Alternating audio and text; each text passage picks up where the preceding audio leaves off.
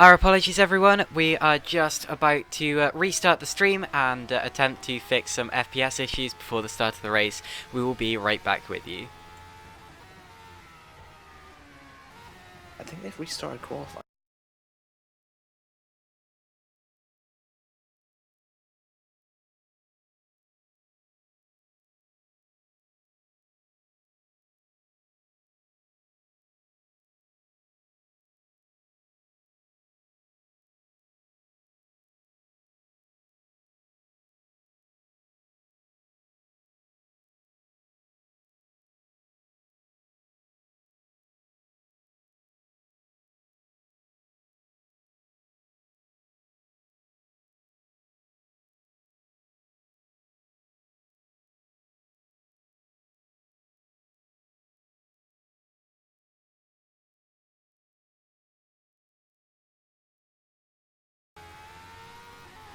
Hello everyone and welcome to the SRO DNF Series. We're here at Crystal Palace for what looks like it's going to be a pretty chaotic race. We've got 14 people on the grid today. It's only a 45 second lap time, so very short lap here at Crystal Palace. This is round 5 of the DNF Series. It's an F1 1975 series. I am commentating today. Matthews couldn't make it because of Mother's Day in Brazil, so he has not decided to stream today. But I am joined by Caitlin Penny, who I've commentated with before, so say hello. Hey everyone, I'm Caitlin Penny, and I've just found some very glitchy cars. Hopefully that isn't an issue today. But yeah, thanks for introducing that stream so nicely, Mac. And yeah, welcome everyone to Crystal Palace. It's an extremely short circuit. It's one where traffic will definitely come into play. It's a tricky circuit as well, quite hilly, and also it's to be compared to a kart circuit more than anything else. So yeah, it's definitely one of the highlights of the calendar, and I'm looking forward to it here for round 5 out of 6 of the 1975 DNF series. Yeah, and it's probably the closest thing we've got to an oval. I think I'm trying to pull up a track map somewhere. It's got like 5 or 6 corners, I think. Very short lap time. I'm glad there's actually not more cars in the grid because it's very packed. We're going to get a lot of lapped cars get in the way of leaders, and there aren't really many heavy braking zones as well. We're just currently in warm-up right now. We had to restart qualifying because a few people were having trouble getting into the session, so the race should be underway fairly soon. I think Talviti got pole again for the second time today. Yeah, we'll just have a look at the warm-up order, or sorry, the starting order, because we are on the grid now, preparing for the start as the cars start to glitch out again. That's a bit of a worrying pit lane. Hopefully that doesn't affect the cars further. Tony Talviti is on pole position in the number 72 Tyrrell liveried McLaren. Of course, all the cars the same, despite the fact they look different. Michal Mazurek will start from second, hopefully with his rear wing. Come on. That's worrying. Well, whatever the case, Mazurek starts from second, followed by John van der Geest, Geert Jan van Osch, I think, and those are the front 2 rows of the grid. Mac, talk us through the start. So Talviti starting from pole, it's lights out and away we go. Talviti gets a fairly good start in the lead, Mazurek pulls in behind. Clean start so far as we go onto the left-hander. It gets very tight as part of the circuit. We've got Van Osch going up the inside of Mazurek there, slight contact, we've got a spinner behind. Yeah, Pinter spins, Bally's in the wall, John van der Geest is involved in all of that as well. Several cars off, Bally missing his front wing after all of that, and lucky that more cars weren't involved. There's a big gap now between 4th and 5th positions. Many cars getting hampered in all of that, but more or less everyone else getting through okay. Very nearly contact. Well, there was contact between Geert Jan van Osch and Michal Mazurek. I'm surprised that they got away without Mazurek spinning there at turn 2. But yeah, what a hectic first lap. Oh, don't do that, Bally. Bally trying to go up the inside of Germanis without a front wing. That's not... I wouldn't recommend doing that. and actually misses the pit lane. I don't know that he knows he's missing his front wing. So Bally continuing on his way anyway. He's under attack from Eric Moine, and he's going to have to give way because look at that. He doesn't know that he's not got a front wing. He absolutely overshoots the corner. Very nearly takes off Klaus Germanus and slams into the barrier. So I'm afraid that was just poor car response there from Roberto Bally. Yeah, and that is very, very dramatic for the championship as well, because Bally's sitting in second in the championship, just 6 points behind Mazarek, who is currently second in this race. So big championship problems there for Bally. He's not won a race this season, but he has taken part in every race, and he's been fairly consistent. I'm not sure if he's actually pitted yet. No, he hasn't. Bally stays out for another lap, still missing his front wing. And surely he's got to come in at some point because that is not going to be handling well at all. As you saw there through turn 1 on the last lap. I really don't know why Bally is doing this. He's just costing himself, yes. And now he finally pulls into the pits. I think, in all fairness, he did only miss the pits once, but still, that's one time too many in my opinion. Yeah, it would have made sense that he didn't actually realise he didn't have a front wing because he was fighting with cars as if he did have a front wing, which was very, very weird. Trying to go for moves up the inside without a front wing is just not the greatest idea. It is such a short lap time here that he's already been lapped by pretty much everyone. It's only 45 seconds around about. 46-second lap time from Talviti there, the leader. So it is a very, very, very short lap, but you can see the pretty chaotic start because it's not the widest circuit. So after the first couple of laps, it's Tony Talviti leading the race, followed by championship leader Michal Mazurek. Geert Jan van Osch is in third place, followed by Jens Vries. Then Philip Pickler, John van der Geest, Gavino Pintus, Matteo Santini, Pascal Burr and Eric Moine are the top 10. Then it's Germanus, Hoffman, Michaels, Bally, and those are the 14 cars in this race so far. Yeah, we've currently got a fight between Pichler and Van der Geest. Van der Geest trying to pull into the slipstream, just tucking under, going for a move down the inside, thinking about it, pulling out, and not really making the move there. There's just not that many hard braking zones here. It's a very fast flowing circuit, and you've really got to be ballsy to try and go for moves around here. It's just not the greatest track for overtaking. Still probably better than Catalonia though, as he tries to make a move up the inside going down to turn 1. He's made the move stick. It's actually a three-way fight with Pintus as well. I didn't notice he was so close behind. He's going to try and overtake Pichler now. Van der Geest has gotten away from Pichler as Pintus goes up the inside, makes the move stick, and I think Pichler has made a mistake there going wide, almost hit the wall. Well, he's made it stick, and that puts Philip Pickler now down into 7th position behind Van der Geest and Pintus. Good moves from both of those guys. We saw them on board, and yeah, it really is like a kart circuit. It reminds me very much of, and I know this isn't a kart circuit, but it reminds me of Lime Rock Park, with its hills and its fast crested corners, such as the one we're watching on board with now. And also its length and basic shape as well. It is quite a lot like Lime Rock Park, making it a tricky circuit to overtake on. There's not really much in the way of straight or heavy braking zones. It's just sort of a tap on the brakes pointed towards the corner and off you go. Yeah, it's not the most advanced and technical circuit. It's just very, very old school. I can imagine when they were racing slower cars it would actually be pretty decent. Probably in the 1950s and 60s, but these cars not the greatest around here in terms of suitability. We have Van der Geest pulling away from Pichler at the moment, as all I see through my camera is just a bunch of trees. Trying to pull a gap over, it's actually Pintus ahead of Pichler, so yeah. Pintus 6th place, Pickler in 7th, and Pintus already pulling away from him as well, so showing that he does deserve to be ahead. And is he also catching up towards the back of John van der Geest's car? I believe he is. Even if not, he's definitely sticking with him. So as we just complete the 5th minute of the 60-minute race, definitely a fight brewing for 5th place, I'd say. Yeah, and the thing is, because it's not a very technical circuit, it's hard to find time where to gain, because so much of the lap is full throttle. There's not many heavy braking zones. and there's only really like one racing line, so you can't really find that much time. Trying to look at Talviti's lap times, he's in the mid 45s at the moment. Masarek's in the late 45s. Yeah, it's just the field is quite close in terms of pace because it's one of the shortest lap time. It probably is the shortest track. Yeah, it is the shortest track this season.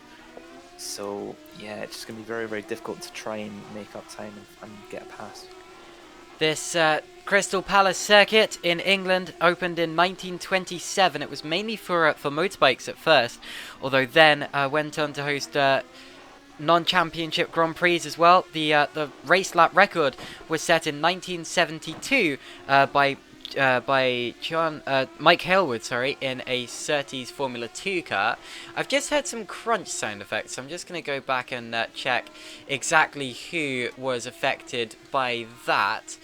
I do not see. Never mind. But whatever the case, the circuit, of course, also held other events such as British Formula 3 sports cars and also BTCC.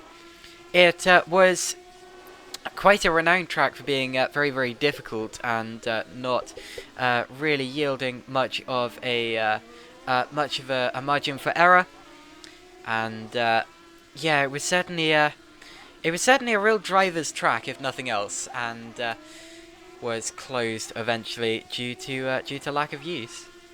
And I believe they had an extended version of it later on. I can't remember if they went. There was an extended version. They shortened it, or they was shortened and it was extended. They shortened it.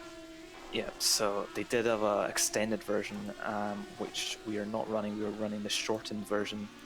I think, is this circuit less than 2 kilometers long?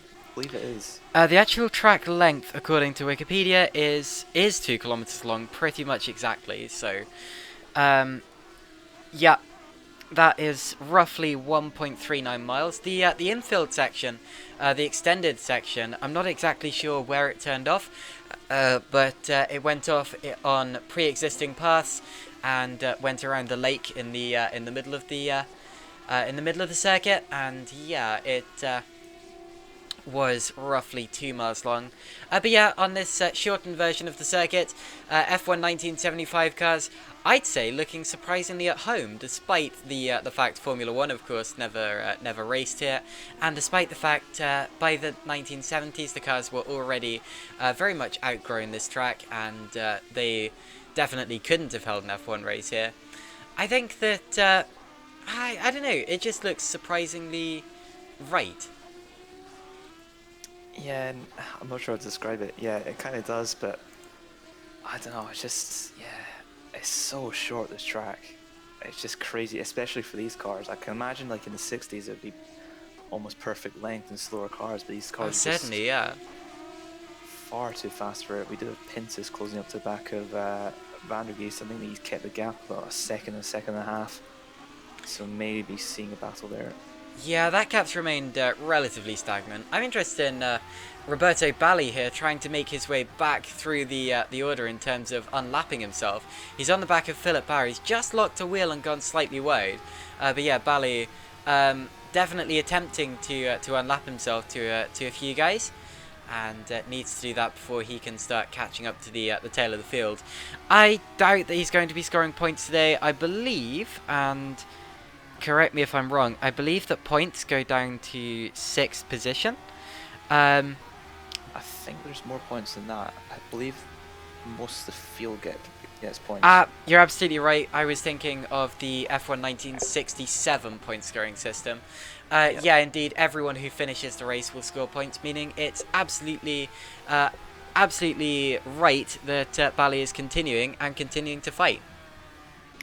And I'm not even sure how Bali actually lost his front wing. I didn't actually see that in the replay, but that is massive for the championship. If Masarek finishes where he is right now, he'll probably, pretty much has a clean way to the title, because there's one round after this is the Österreichring in Austria. This is the second last round, and Bali is 14th right now, one lap down. So he's going to have a hell of a race, or be very lucky with the leaders crashing out or having mistakes to get fairly far into the points. Yeah, it's a big shame. He got caught out on the first lap in that incident with the other guys. I believe who was it who spun? Was that Pinter's? Potentially, but anyway, another car spun and he got caught out in that, and he's in the grass and he's in the wall, and Pascal Bauer is getting out of the way as well, and they will both be getting blue flags here as Tony Talviti's coming through. That was a little bit messy there, but whatever the case, Talviti gets past them without any issue. I was just looking at lap 1 there to see how Bally lost his front wing. It's the spinning car actually clipped him as Bally was trying to get past, and that spammed Bally into the wall, so it wasn't even a mistake from Bally. Ah, that's a big shame. Yeah. It's always a shame to see people getting involved in other people's accidents, and unfortunately it does tend to happen, and it's just gutting when it does. So my condolences to Roberto Bali and his race, but it's a good thing that he's still continuing in 14th position, and good luck to him for the rest of the race. And it's because the rear wheels are wider than the front wheels. He thought he'd made it past, but because they're so much wider at the back, he actually tapped, I think it was like tapped the front wing or something, or wheel or something, just slightly tapped, and it just, because of the collision model, it just span straight into the wall, which is just so unfortunate. I thought he lost it under his own, but it was just another driver, and I'm not even sure actually spam at start. No, it's an easy thing to do. Of course, if you've ever been karting on an indoor kart track, they will reinforce to you. Be careful, your rear end is wider than your front. And people always tend to forget that. But here in the F1 1975 cars, you can see from this camera angle that I'm showing you here, as John Van der Geest fights for 4th with Jens Roos, just how much wider the rear end is than the front. And that of course means as well that the cars can be slightly understeery at times, because of course the rear wheels provide so much more grip than the front wheels. Although these cars are also so twitchy under acceleration that that doesn't really matter a lot of the time. But yeah, definitely, it's something that the drivers need to remember, and especially on turn-in, it's just unfortunate when it catches someone out like that. Yeah, it's just, you think you've made it past an accident, then suddenly you find yourself spinning and in a wall, and it's like, I can imagine that's why he didn't realise his front wing was off in one way or another. Three-way fight between Roos, Van der Geest and Pintus right now, probably the closest battle on track. Yes, indeed, we're watching that. I have just realised, actually, that Michal Mazurek can wrap up the championship today, mathematically, and looks on his way to do so, potentially, because he had a 6-point advantage over Bali coming into this round. He needs a 40-point advantage, so he won't be able to claim it today. Ignore me on that. Even if Bali was to retire now, he wouldn't be able to claim that. But still, he would definitely get much, much closer to it, and I don't really think there's going to be any stopping him, providing he starts the final round of the season. And that's the thing about Mazurek as well. He's very fast, he's very consistent, he doesn't really make many mistakes. So the likelihood of him losing the championship at the last rounds by mistake or something, I don't know, extraordinary would have to happen for him to really lose the championship. This three-way battle is still going on. I can see it going on for a while because not many overtaking opportunities. Yeah, it does depend on when Bali finishes, of course. But at this rate, it seems that the only mathematical way of Mazurek actually losing the championship will be if he doesn't start the race in 2 weeks' time. And that's not very likely. But whatever the case, we continue to watch the battle for 4th and 5th place. John Van der Geest taking a look at the inside of Jens Roos and scaring Jens there. You saw that Jens didn't want to brake, didn't want to turn in, because he was scared of getting clobbered from behind by the Tyrrell livery John Van der Geest car, as I've got the hiccups.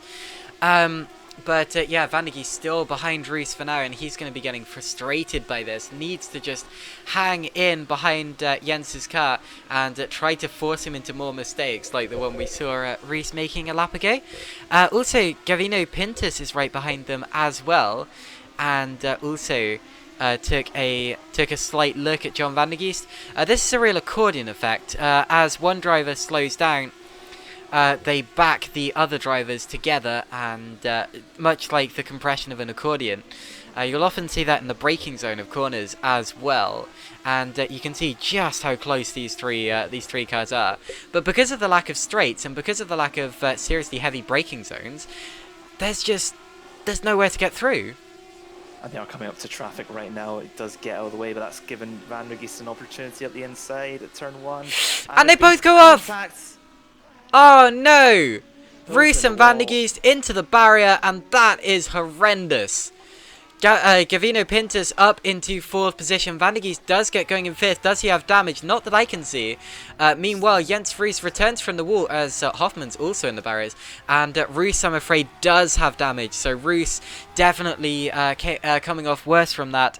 And yeah, it just looked like they locked wheels and dragged each other off. And it's so easy to do, especially when the front wheels are much narrower than the rear wheels, as we said previously. And yeah, just that's gutting. I think Van der Geest tried to outbrake him at turn 1, which is fine, but he just went straight. So I'm assuming he locked up. We do have Roos in the pits. Did he lose his front wing? He didn't lose his front wing, but did have heavy suspension damage. So I'm afraid that's the lot from Jens Roos in terms of the competitive running in this race for now. And yeah, what a shame. Yeah, real shame. Good news for Bali, I guess, because I might make up that position. I'm not quite sure, but yeah, it's such a. I thought that was going to happen because they were coming into lap traffic, and Roos was trying to defend, and that's probably one of the worst things to do really around this sort of circuit, because it's so short and condensed that you basically. You just back everyone up, and I can imagine that Van der Geest was getting pretty frustrated sitting behind him because of the lack of opportunities, to be honest. Well, we are watching John Van der Geest now. He's continuing on his way in 5th position. Very much the beneficiary in all of that was Gavino Pintus, who's now up into 4th position. What can Van der Geest do about trying to catch him up again over the remainder of this race is yet to be seen. But yeah, continuing on his way, and as a driver, even though you've only lost 1 position in all of that, it's still pretty gutting because you know you could be much closer to your rivals than you are at that point in time, and it's playing on your mind. And yeah. I'm just glad that it wasn't much worse. They're both still in the race, and they didn't take anyone else off with them. Yeah, it was very lucky that none of them actually lost a front wing there. What happened to... Was it pitch through that was behind? Oh no, it was Pintus. Oh yeah, Pintus got through into 4th, okay. Just very confused there as to where he went, because...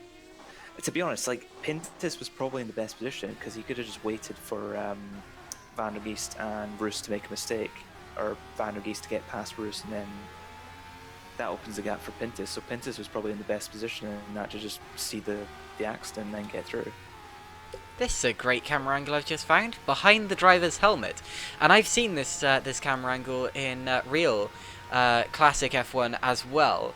They did used to occasionally put up onboard cameras, especially in testing like this, and you can find some fantastic footage of things like this from back in the day. I have a couple of CDs from Murray Walker called Lap of the Gods, and yeah, you can see, not a sponsor obviously, but anyway, you can see a lot of other camera views, much like this one, and yeah. It's just great. Like, it's fantastic to see cars like this racing on circuits like this in the modern day and age. That's something that sim racing gives us that you can't really do in real life. You can do it in real life. Classic racing does still take place in reality, but of course the drivers are a bit more reluctant for fear of smashing up their extremely expensive cars, and also it's much more dangerous in real life as well. So. The great thing about sim racing is we can see this as much as we like for the rest of history. Basically, we don't need to worry about the We don't have to worry about cars getting outdated. We don't have to worry about drivers getting injured. We don't have to worry about cars outgrowing tracks. We can do whatever we like, and that's exactly what we're doing here at SimRacingOnline, and that's exactly why this league is so fun, and why you should sign up if you fancy a go. Yeah, there's just something about classic cars as well. They've just got so much character compared to modern F1 cars, where it's just, I don't know, there's something about modern F1 cars that just feels very, I'm not sure what the word is, but classic cars have that character. Oh! Sorry, Eric Money's in the wall. Just switched to his camera and saw him clatter up against the barrier. Any damage to his car? No. He's running in 8th position at present. Sorry for interrupting you. No, it's alright. Yeah, classic cars, I just prefer to drive them, to be honest, because you can thrash them around. They've got different driving styles. They've got tyres that are actually made of rubber instead of the paper that modern tyres are basically made out of, and it's just much more satisfying to drive, in my opinion. I like all eras of Formula 1. I absolutely love all eras of Formula 1 and all eras of single-seater motor racing in general. They all have very different charms to them. They all have very different characters. And I'm not saying that the 1970s were absolutely the best era and that modern F1 sucks. I don't like to look back through rose-tinted glasses like that. But whatever the case, you can't deny these cars are utterly, utterly spectacular. And in all honesty, I do prefer to drive classic F1 cars to modern ones. Yep. Just taking a look at Talviti's lap times. He has probably had 3 or 4 laps dropping into the 46s, and every other lap is in the 45s compared to the rest of the fields, which is mostly 46s. So pretty crazy consistency at the moment. I think the most time you're ever going to lose is probably through lapping traffic here, because it's just, yeah, if you get up to traffic at the wrong part of the circuit, and it's not going to be very nice to get past them, you're going to lose a bit of time. Yeah, Talviti just absolutely untouchable so far. He's very much running away with that, with this, and I don't want to put the commentator's curse on him or anything, but he just needs to keep cool and keep on the road, and he's got this. So, yeah. Tony Talviti, one of the fastest drivers we have here at SimRacingOnline. He's done a couple of leagues with us. In fact, I can update you on exactly what leagues he's done. He's won many races. I think he's one of our top winners in terms of SimRacingOnline history as well. Currently 3rd in the championship. Meanwhile, into the pits, we've got Kea McHales. Now, are we expecting everyone to make a pit stop? No, because... Thought so. Yeah, the tyres can last. It's just more of a strategy thing if you feel you're faster. But this sort of circuit is probably the opposite of when you want to pit, because you're going to lose so much time. You're going to lose probably a lap just pitting. Yeah, I definitely think that's a little bit unusual.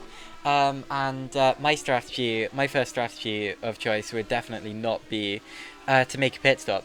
I remember, of course, doing the F1 1976 series that you were also in.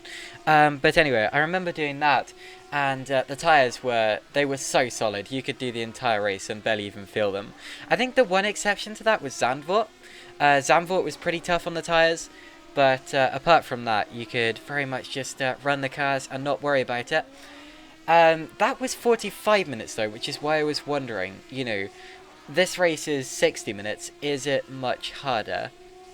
It's just down to personal preference, to be honest. We did see in Kyalami, which was round 3 of this championship, we saw Van der Geest was leading by about 20 seconds, decided to pit about halfway through and couldn't make up the time.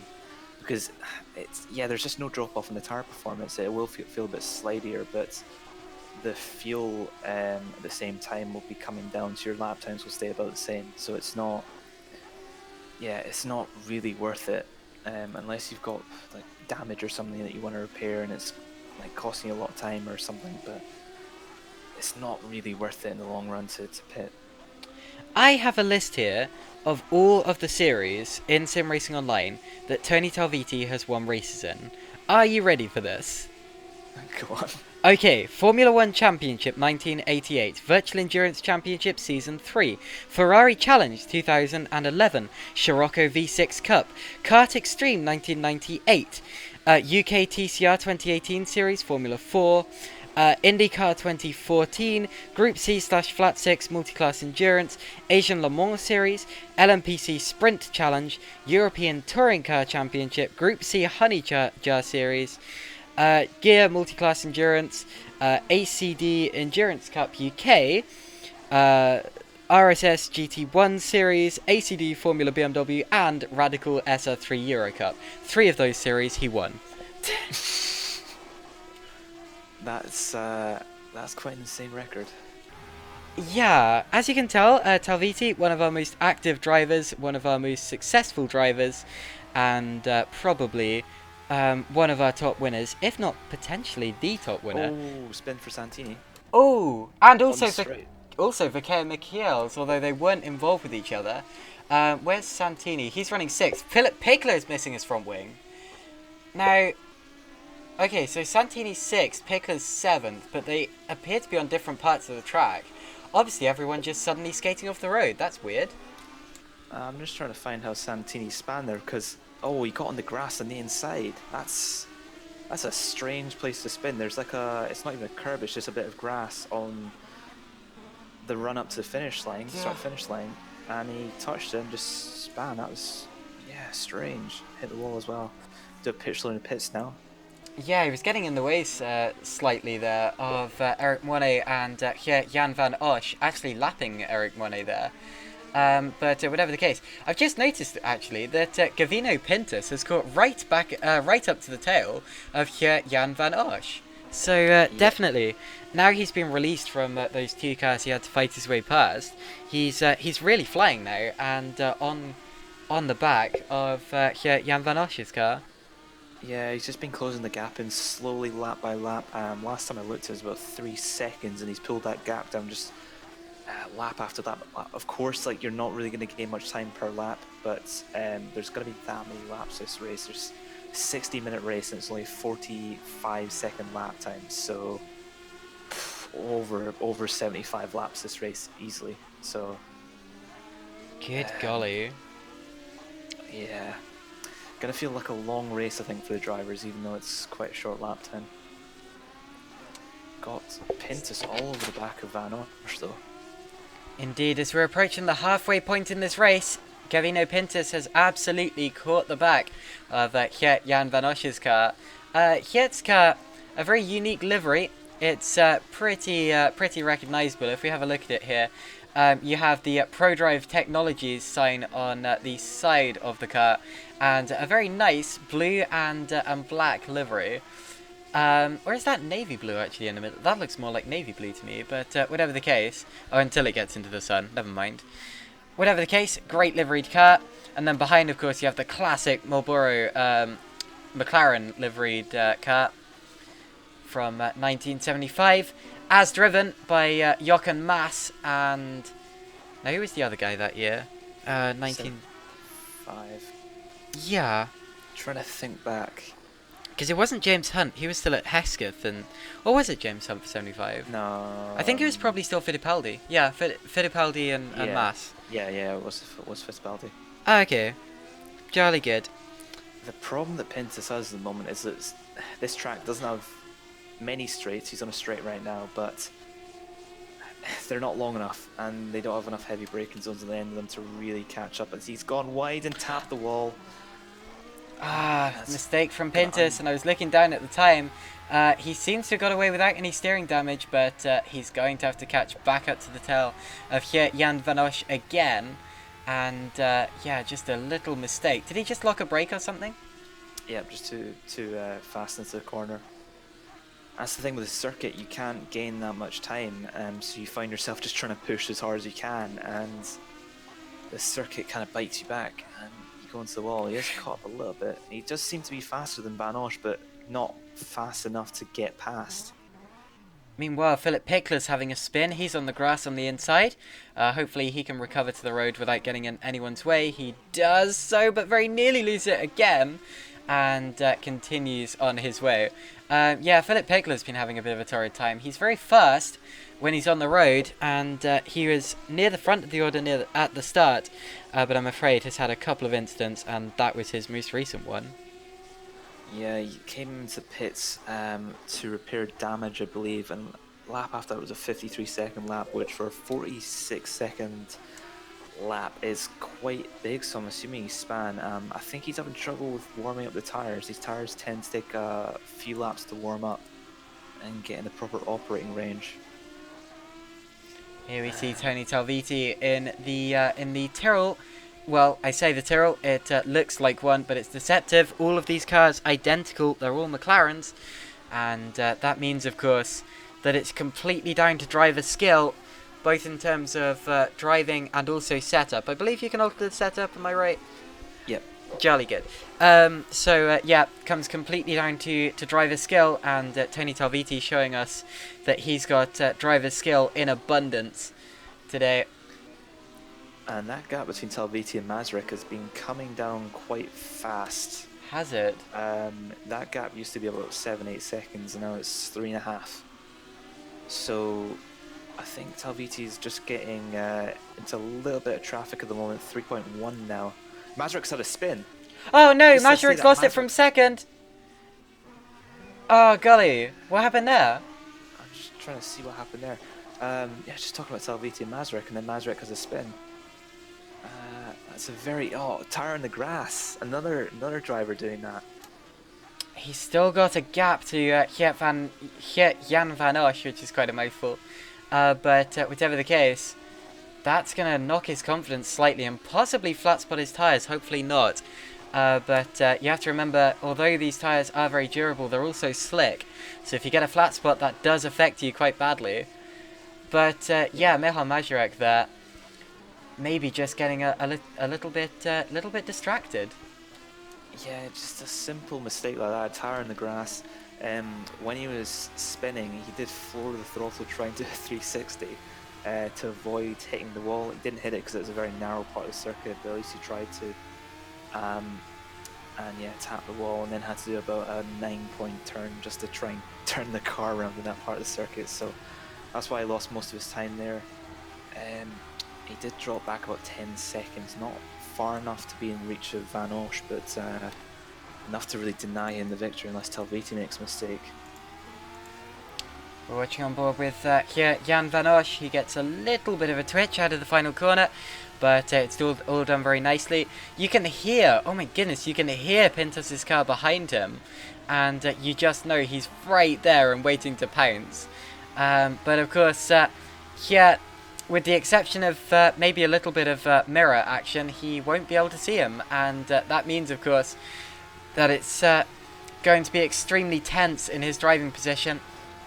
He needs to just make sure that he doesn't let it distract him, and that he keeps ploughing forwards, and if he holds his line, he knows there's no way that Pintus can get past him. That's an important thing to remember in these cars. If you hold your line, and if you remain predictable, and if you don't make any mistakes, there's no way, realistically, that your opponent can get past you. So you just need to keep on going. And the problem that Van Osch has right now, if you can see in his mirrors, if you can see Pintus in his mirrors, that I've seen this in previous races, it's always worse being in the car in front, having someone just hunt you down lap after lap, because it just gets in your head. Van Osch trying to steal a little bit of slipstream from the car that's, I'm not sure if he was pitting or getting Just laps, starting to get out of the way. That was Roberto Balli. Roberto Balli. So Balli's still in last, 3 laps down, not being a great race there. Yeah, just Pintus has the pace in the moment, but not enough to make a move, and slipstream is not very effective unless you're, I think it's 2 tenths or 2 or 3 tenths you need to be within the next car to just make a move and actually have it kick in. I've been watching Pintus for a while, and he's very smooth in general, which is interesting because a lot of cars like to throw this car around and make it slide a lot. Yeah, we're riding on board with Gavino Pintus now. Let's watch this smooth driving style as he heads up the slight hill, and you can see that it is very smooth. He definitely tucked the car in much nicer than Van Osch there into the right-hander. They're just passing Kea Michiels. Whoa! And that wasn't smooth. Little bit of a twitch from Pintus, as I think he tried to keep it tight to just avoid Michaels' car, but does so nicely and continues to chase down here Jan Van Osch. He has been catching up to the rear of him again, and yeah, he just needs to keep trying to pressure here Jan Van Osch and hope he makes a mistake, because that is going to be his prime opportunity to get through. Yeah, he does have the pace, just needs to keep his head, and well, to be honest, Van Osch is quite a good driver. I believe he's won a race this season, so he's not a slow driver. Yeah, he's only taken part in 2 races. This is being his 3rd, but he has won a race. I believe it's pretty dominant the way he won it. It was Longford, which is a track a lot of drivers made mistakes at. He was probably the only driver to not spin or make a mistake, really, that cost him a lot of time. So yeah, Van Osch, quick driver, just doesn't seem to really have the pace over Pintus at the moment. Yeah, just getting the driver standings up again. Of course, this series is designed so that if you don't make every race, you are not going to do well in the championship, and that of course is to encourage more people to do the full season. As Mane gets over the grass there. It's currently Maserati leading by 6 points from Roberto Bali. Then the top driver who hasn't made every race, Tony Talviti. He's entered 3 and won 2 of them. And he's about to make that 3 out of 4. Andrew Williams is 4th place in the championship, followed by Jens Vroes, Bill Grucock, John van der Yeest, Paul Anstey, Geert Jan van Osch, the top driver to only make 2 races. He won 1 of them. This is his 3rd race of the season, of course, and Johnny Gutierrez is in 10th position but has not made today's race. So those are the top 10 in the championship. So far, a total of 31 drivers have started races in this series. In total, we have 14 on the grid today. And that is how we stand at present.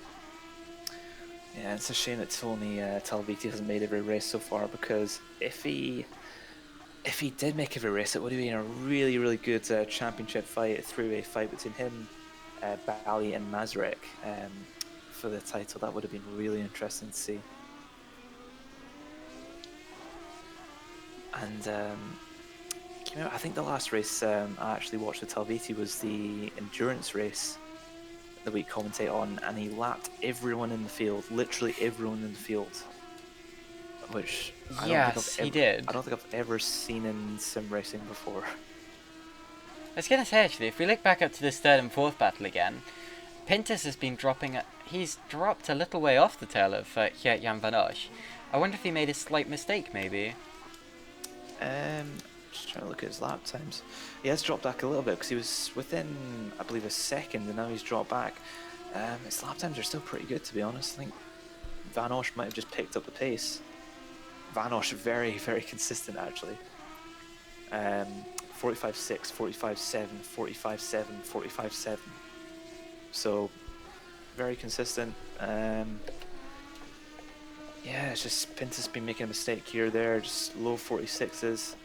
With such a short track, I'm not sure if it's easy because I've not driven it before, but it's hard to lose time here unless you lock up a brake or something.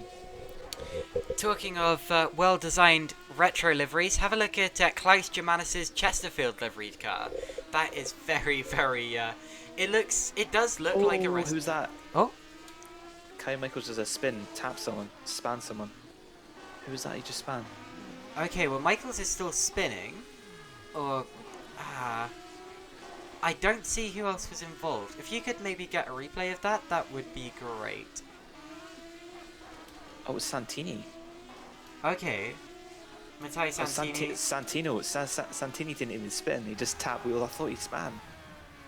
Pretty crazy car control there from Santini to keep the car in. Yeah, still running in 6th position is Santini, doing a decent job. And yeah, sounds like a pretty close call to me. he got 90 degrees sideways and saved the car, didn't go on the wall. Nice. That was quite insane. That sounds very nice, actually. Jolly good. It was kind of Michael's trying to. He went wide. He didn't tap. He didn't hit the wall, but he's actually done it again at the exact same place. I'm not sure if his car has a lot of damage or something. It just doesn't seem to be doing what he wants it to. Yeah, corner the right-hander going up the hill. He tapped the wall, tried to come back onto the racing line, and at the same time, Santini was just basically returning. Or just going about on his usual race on the racing line and the tap wheels. Not really much time lost though for Santini, just a little bit of a tank slapper. Looking at this gap between Van Osch and Pintus, I think Pintus is slightly closing in now. Not by much, only 19 minutes left in this race. The gap between Talviti and Masarek's closed a little bit, about 3 seconds. So that is quite interesting to see. Talviti's still leading this race, led from the start up to this point, 41 minutes in. But just Masarek in a little bit of traffic at the moment, closing him in just a little bit. Yeah, still can't quite see Tony Talviti up ahead unless they're on, I think, the straightest part of the course. But yeah, whatever the case, Masarek continuing to carry on in second position. We're actually now 2/3 into the race, so I think I should run you through the order for the 40-minute lap 55 point of the race. Tony Talviti is leading in the number 72, followed by Michal Masarek a couple of seconds back. We have Jan Van Osch still holding on to third position, although being chased all the way by Gavino Pintus. John van der Geest is fifth place, followed by Matteo Santini, Eric Moine, Jens Roos, Klaus Germanus, Gerard Hoffmann, Pascal Bauer, Philip Pickler, Roberto Bali after his incident at the start, and Kea Michaels in 14th position. And the gap between Pintus and Van Osch is 3/10. Pintus is closed right up, so I'm not sure what's happened there. I think Van Osch must have made a mistake or something. Pintus is all over his rear wing. Yeah, he's suddenly right on him. And when I was looking through the cars in their order, they were definitely not this close, so maybe a mistake from Jan Van Osch, and that has given Gavino Pintus a great run. This is the right-hander where he's so strong, just hooks it in and gets the exit speed. Here he comes down towards the final corner of the lap. Tuck into the slipstream, you don't get much of it, but use it while you can. And down the start-finish straight, Pintus is slipstreaming Van Osch, and he is going to go for it here. He goes to the inside, up towards turn 1, and has to back out of it, but has Osch missed his braking zone? No, he hasn't. I thought he may have forced him into a mistake, but Jan Van Osch, great defense and great performance under pressure as well to keep the car controlled and to brake at the right point and maintain third position for now. Yeah, great racing between these two. Van Osch he defended just enough to keep the position, but not over the top. He gave Pintus just enough room, and Pintus is really, you can see how much he's driving, trying to drive that car aggressively to close up to the back of Van Osch. He doesn't want to push too hard. They're coming up to the back of Kea Michaels at one of the worst parts of the track. This right-handers, Michael's going to get out of the way. Van Osch ducks down the inside, locks a brake, that forces him wide. Pintus is having a look. And there was contact between the two of them as well. There was contact between Van Osch and Michiels as Van Osch slightly locked wheels, but luckily it wasn't worse. Pintus to the outside, but has to back out of it to avoid getting onto the grass, and has to tuck back in again as we head towards the final sector of the lap. This is where Pintus is so strong. Up the hill, over the crest, past the wall, over the curb, final corner. And onto the acceleration. Pintus again in the slipstream of Jan Van Osch's car. This is going to be affecting his top speed. And he goes again to the left-hand side towards turn 1. He has to back out of it as he did last lap. What about the switchback? Van Osch defends the inside line on the exit as he knows to do. And Jan Van Osch, fantastic defense. Yeah, great race between the two. I don't think there's been any contact yet, but it's just been so close. Pintus tucking into the slipstream once again. Vanosh does a duck to the inside. Pintus up the inside. They bang wheels. No! And it's been another spin.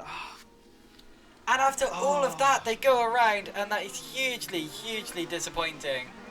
Oh, golly. They both get going again.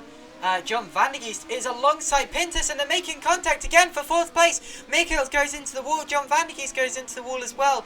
Just about. They both more or less get away with it. Van Osch is 3rd. Pintus is 4th. Vandergeest is 5th. But my goodness, that could have been a lot worse. Wow. That was one hell of a battle between Vanosh and Pintus. It was getting a little bit heated between the two. Vanosh, I don't think he did much wrong there. I need to look back at the incident, but I don't think he did that much wrong. Oh, that could have been so much worse. I'm afraid I can't give you a replay of that because I don't have my replays on for streaming purposes. But whatever the case, oh golly, it was very, very similar to remember the incident that Vandergeest had near the start of the race, up the inside of the same corner. Yes. Pintus taking too much speed in. They could have gone side by side through it. There's enough space there, but yeah, Pintus just went straight instead of. He should have really been turning at that point. And then of course the secondary incident was just 3 into 1 not fitting, with Vandergeest and Mikios both touching the wall in all of that, and also Pintus getting involved as well. But yeah, it's just a shame to see a battle end like that, especially one as hard fought as the one that we'd seen between Pintus and Van Osch. It was great driving up to that point as well. Michaels actually did great to avoid that incident, avoid the striking cars of Vanosh and Pintus, but when Michaels was coming back to the racing line, he tapped wheels with Pintus, and that caused the incident between Vandergeest and Pintus, just banging wheels up the hill. That is pretty awesome to see. They do say rubbing's racing a little bit. Yeah, well, we've certainly seen a good deal of rubbing so far today. Masarek's in the pits. Is that Mazurek? Masarek's in the pits. Oh yeah, okay. Michaels is in the pits, and also Mazurek. Did he stop, or was that it looked as if he went all the way through. That looked like a drive-through. I just went to Mazurek and I just saw him going. Didn't see him stopping, so I think that was a drive-through or something. Yeah, it was a drive-through. Does he potentially feel that he caused an incident that we didn't see?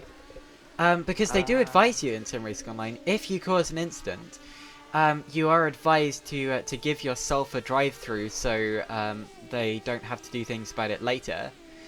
Yeah, that could potentially be what just happened with Mazurek. Maybe he hit a backmarker or something and we just didn't see it. Possibly. I didn't see what happened to Mazurek. It's not actually that much time you lose from a drive-through here. He only lost 4 or 5 seconds. He was closing into LVT slightly, but yeah, just very strange there. I'm not really sure what quite happened there. I know that if you cut a corner in R Factor 2, you do, or if you, I don't think you get it for extending the track, but you definitely get it for cutting corners. But I don't think Mazurek, you can't really cut corners here, can you? Who's that in the wall? There's someone else in the wall without a front wing. Santini. So Matteo Santini, who's been in the wars a little bit today, has been rubbing up against the wall, and Jared Hoffman gets into the wall trying to avoid him. Oh, Pascal Bauer off the ride, and there's contact with him and Hoffman, forcing Hoffman into the wall, and that's all just them getting confused by a sudden slow McLaren in their path. Yeah, this is a three-way fight on the same lap, which is interesting to see between Pirchler, Bauer and Hoffman. Santini has stopped on the track for some reason. Yes, he spun it around, and now he's either just looking for a gap in the traffic, or he is retiring, and he is out. So Matteo Santini is our first retirement from this race after 49 minutes, and that is a huge shame for him. That elevates Jens Rees into 6th as he gets out of the way of Mazurek. It elevates Moine into 7th, then it'll be Germanis 8th, Pickler 9th, and Bauer 10th. And yeah, I was just going to say... Bally and Hoffman into the wall. Bally and Hoffman both missing their front wings.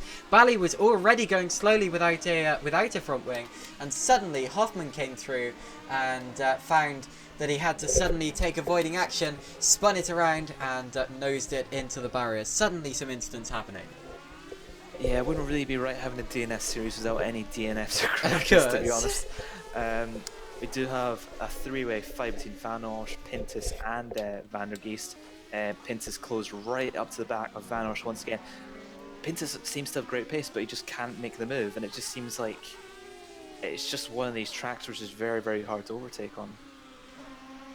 Yeah, definitely. They've closed back in. This is how we saw them earlier on as well. They were racing like this near the start of the race. Yeah, it's Van Osch third, Pintus fourth, Van der Geest fifth. And with 10 minutes to go, it's going to be tricky to pull a move. It's an extremely, extremely tight circuit with no long straights or heavy braking zones.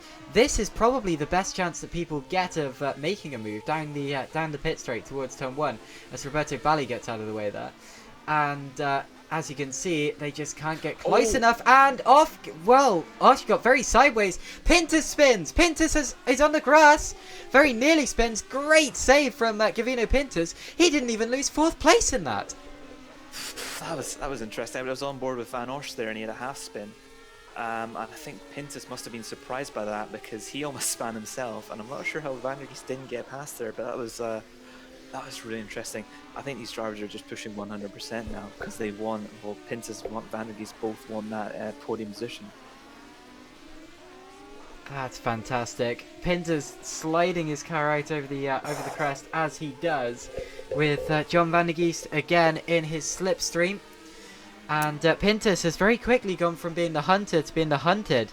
He was he was all over the back of Van Osch, but now John Van der Geest is showing that he has the pace in these late stages of the race, and he will get through if he's shown half the chance. So Van Osch, Pintus, Van der Geest, close racing, and Van Osch, I tell you what, with these two on his tail, has done a great job to hold on to third for this long. And they are coming to a lot of traffic at the moment. That is Gerhard and it's Hoffman and 1A. So they're coming up to two battling cars. They're not on the same lap, so yeah. But they are coming to traffic right now. Hoffman does let 1A through. That earlier instant where Pintus and Van Osch had half spins, Van der Geest had insane reactions to not hit Van Osch. He basically had to slam on the brakes, or to not hit Pintus. He had to basically slam on the brakes to avoid hitting him, which was interesting. That's why Van der Geest didn't really get past. Van Osch pulling up to the back of traffic. He's gonna lunge it down the inside. Fairly easy move there. Pintus is gonna try and work his way around, not really passing in a great spot, to be honest. Yeah, Pintus and Van der Geest didn't find him in the greatest of places, whereas Van Osch was able to dive through quite easily.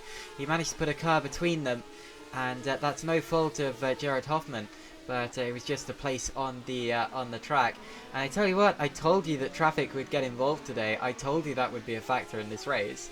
And indeed, it's shown to be a massive factor in this race so far. It's very nearly multi-class. Yeah, and the grid we usually get here is around 20. We've got not the greatest grid today, but I can imagine with 20 cars it would have been even worse. Pintus going up the inside of more traffic there. Yeah, Pintus, I think he's just pushing his absolute heart out to try and get this podium position off Van Osch. He's got the pace to do it. He just needs to find a spot to get past him, and Van der Geest is quite close behind him. The thing I've noticed with Pintus, his car is very, very fast in the straight. I'm not sure if he's running lower aero or if his car is better geared or something, but his car is just super quick on the straight. We've got a car without a front wing there. Oh, as Pintus is losing it. Pintus is in the wall. I saw him getting very, very squirrely all the way down that straight there. Looped it around after touching a wheel onto the grass. And of course, if you're wondering how that feels when you're braking and you have one wheel on the grass, it's effectively one car has so much more. One side of the car has so much more grip than the other side, and as a result, it just grabs the car and tosses it around in a circle. And that's exactly what just happened there. with Gavino Pintus, and he loses out to John Van der Geest, who goes up into 4th position. Luckily doesn't lose his rear wing. I was worried he was going to lose his rear wing and all of that. That reminded me of Nigel Mansell at Monaco in '84. Yeah, we've got a few drivers in the pits now. We've got Bauer in the pits. Philip Pickler was the guy with that front wing. Yep, and I'm not sure why Bauer's in the pits because he didn't lose his front wing. Pintus on the back of Van der Geest now. This has probably been the story of this race so far, this fight for 3rd. It was originally a fight between Van Osch and Gavino Pintus for 3rd, with Van Osch having to defend quite hard against Pintus. Big slide from Pintus. You said how smooth he was earlier. He's well, he was, but whatever happened. Oh, meanwhile, Pickler has not repaired his front wing, so obviously exits the pits, and it hasn't been done. He's going to need to make another stop. Whatever the case, yeah, Pintus getting a little bit squirrely now. Possibly, maybe his tyres going off a tiny bit, or maybe he's just getting frustrated that he's lost out on 3rd and 4th places. Well, his tyres, I don't think they'd be going off, but I think they might be overheating, especially if he's pushing and he's trying to slide the back end out, getting early in the throttle. He's dropped back a little bit back from Van der Geest. Van der Geest seems like, in general, from what I've raced him, seems like a cleaner driver, just a smoother driver, so he's better on his tyres. Pintus, from what I've seen, he's been smooth, but he's been pushing very, very hard behind Van Osch. And going board with Van Osch, he's basically sliding fully through a corner. Yeah, the tyres may be giving up at this point. Yeah, we're on board with Van Osch temporarily, although we will be keeping a close eye with the 4th and 5th place drivers, Van der Geest and Pintus, as the race progresses. However, of course, we only have 4 minutes to go, less than 4 minutes to go, before the checkered flag is shown. And oh, it's Philip Pickler's. Oh wait, back into the pits again, of course, because he didn't repair his front wing. Yeah, definitely. The only a couple of minutes to go, and it looks to me as if Van der Geest is getting away from Pickler now and actually catching back up to the tail of Jan Van Osch. Yep, definitely. The gap between 3rd, 4th, and 5th seems to be spreading out a little bit. Actually, as I say that, Van der Geest looks like he's pulling Van Osch in a little bit, not by much, but just a bit. Van Osch doing a 45.8 on the last lap. Van der Geest doing a 45.5, so not much in between them. It's just a very, very hard track to find time on, and I think Van der Geest is pulling him in quite a bit. I don't think there's enough time though. It's just, it may well be too little too late for John Van der Geest, because even if he catches up to the back of Jan Van Osch's car, we've seen how almost impossibly hard it is to overtake the car in front of you here. Yeah, definitely wheel-to-wheel racing a real issue today in these 1975 F1 cars, which have obviously outgrown this circuit. But whatever the case, Van der Geest putting wheels into the grass. He is absolutely furiously chasing. And Van Osch is... Now, is that a disconnection, or is he suddenly going to ping back? He's back. It's Jolly good. Sometimes it does that. There. Oh golly, that was nerve-wracking. Yeah. Sometimes it does that, and the server suddenly stops receiving data from a client, and they just disappear, and then reappear when it starts when it restarts getting the data again. And sometimes it manifests into a full-blown disconnection. But luckily, Van Osch not disconnecting from the race and carrying on, and we are now, I think, on either... We're probably on the penultimate lap of the race. I'm not quite sure. I'm always confused by our factor to his timing. We've got Van Osch catching up to the back of more traffic. I believe it is Michaels in the orange car and Jens Roos, possibly. I don't think he'll catch them by the end of this race. Talviti also in traffic. He's 25 seconds ahead of Mazurek. Mazurek had to go into the pits for a drive-through, but I'm not quite sure why that was. Final lap now for Tony Talviti in the Tyrrell liveried McLaren number 72. He's driven an absolutely dominant performance here today, untouchable. Qualified on pole twice, remember, since we had to redo qualifying for some reason. And also, then of course, has led every lap of the race since. He's been unchallenged, sorry? Michael's almost putting Van Osch in the wall there. Oh, he's not getting out of the way at all for Van der Geest. Yeah. Talviti is on his last, or that's the timer up, so I believe he's on his last lap right now. Van der Geest right in the back of Van Osch in the very last lap. I don't think there's time enough I'll to cut do to that in a second. Whatever the case, Tony Talviti wins at Crystal Palace. Dominant performance, very, very well deserved. Michal Mazurek will be second, but it's the fight for third and fourth that we're interested in on the final lap. Here, Jan Van Osch and John Van der Geest, and Van der Geest will not get time unless Jan Van Osch makes another mistake in all of 2 corners potentially. Here, Jan Van Osch has driven the best defensive race that I've seen in a long time so far today. He's done a brilliant, brilliant job, and as he exits the final corner now, yet Jan Van Osch will just about hang on to third place from John Van der Geest. That was extremely, extremely close. Gavino Pintus will be gutted and disappointed with fifth. Jens Vroos is slowing. Jens Vroos, I think, may have either run out of fuel or been lapped. He's finished. He's finished, okay. Yeah, sorry. finished now. Okay. Excuse me for that. Yeah, he was 2 laps down. Meaning that the finishing order, it was Tony Talviti who won the race, followed by Michal Mazurek, Geert Jan Van Osch, John Van der Geest, Gavino Pintus, Jens Vroos, Eric Monet, Klaus Germanis, Pascal Bauer, Gerhard Hoffmann, Philip Pickler, Roberto Bali, Keo Michiels, who I've been calling Keo the whole race, and I'm really sorry about that, and Matteo Santini, who retired after an accident. So, a very, very entertaining race, especially for that fight for third position. It came right down to the wire between those 3, but up front, utter domination for Tony Talviti, who won the race by 27.293 seconds. Yeah, exciting race, especially near the end. Between the fight for third was probably some of the best racing I've seen in a while. So close to touching wheels between Van Osch and Pintus. They did have an instant later on, but yeah, exciting race. Expected more chaos today. Didn't see it, which I'm not sure if it's a good or a bad thing. But yeah, congrats to all the drivers that finished. Pretty hard race there. So I should remind you that you can join us in 2 weeks' time. We will be live from the Österreich Ring, the classic version of what is now the Spielberg Red Bull Ring.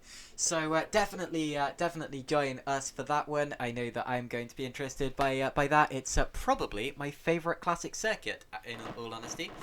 But whatever the case, as someone manages to crash his way into the pit lane, that would have been Bally and Pickler going together, which is interesting. But whatever the case, that's a lot from us here today. I've been Caitlin Penny, and I will hand over to Mac to end the stream. Yeah, thanks for watching, everyone. Bit of a short notice on the stream tonight. We did have to get a lot of things sorted, but I'm glad we actually managed to make a stream. I wasn't paying attention to the stream, but I think it went okay. So I hope you enjoyed that. A little bit of short-term notice, so apologise for that. But the main streamer, Mateus, couldn't make it today. He will probably be back in 2 weeks for the final round of the season in the Österreich Wing, so look forward to that. But thanks for watching. It's been Mac, joined by Caitlin Penny for the commentary. So thanks for watching, and I'll speak later. Good night.